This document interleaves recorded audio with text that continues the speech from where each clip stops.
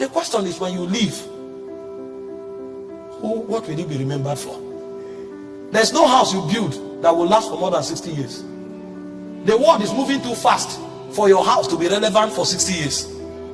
There's no car you buy that will be relevant for more than 10 years. There's no money you have in any account that can exist beyond 2 generations. And so the question is, when you leave, what will you find about you? The only thing that can live with about you forever are the immortal things you pick from the presence of God. Because everybody who goes there carries something.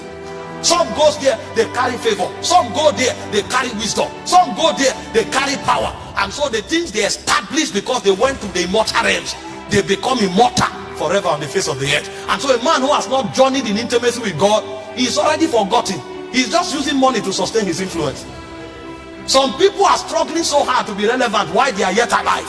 Some men have died and they cannot be forgotten because of where they went to and the things they taught. Do you think you call your child David because you love the name David?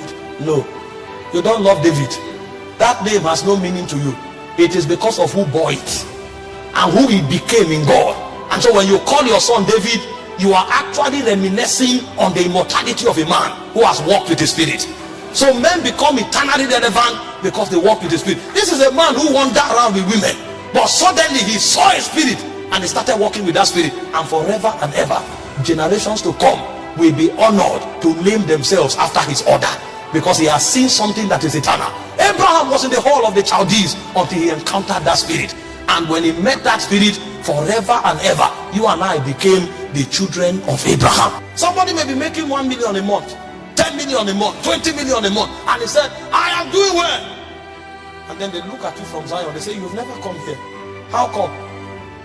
How come we've never seen you? If we don't see you and you don't come here, how can you now attach purpose to the money you have? The money you have will now become the basis of your condemnation. Because when you go to where they whisper to the souls of men, they will tell you it is not about the money, it's about the purpose of that money. And you can never have an understanding of that purpose with your brain. It will be shown to you. And so the first true benefit of prayer is that in prayer, men are invited to walk with God. This is why the patriarchs of old exalted prayer, because they knew that outside of God they were nothing. And because they now know God forever and ever, their names will never be forgotten. Did you not read about Elijah? Elijah had to be invited to the earth 4 times. God said, no, you have known the glory too much for us to let you go. So you will not die. We will preserve you for another generation. They said the spirit of Elijah came back. And after the spirit of Elijah came back, the 2 witnesses will still come back. A man becomes immortal like God because he has walked too close with God for a world to forget him. Intimacy is what provides for you the benefits of immortality. No matter the money you have, no matter the position you occupy, you will be forgotten unless you touch something that comes from the spirit that is eternal. And so the first benefit of prayer is intimacy. Men of old were wise.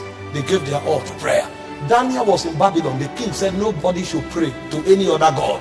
He was willing to risk his position and to risk his freedom for prayer, because outside of intimacy he has no freedom in the first place. And in Daniel 6:10 the Bible said 3 times.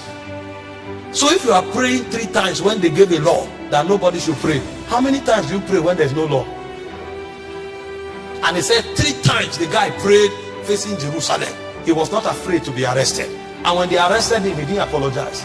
I'd rather be nothing with prayer than to be everything outside of prayer. Because with prayer I have God, outside of prayer I have nothing. These men knew these things and they were willing to give their lives for it. And so the first benefit of prayer is a walk with God. And the reason is simple. Your walk with God makes you immortal.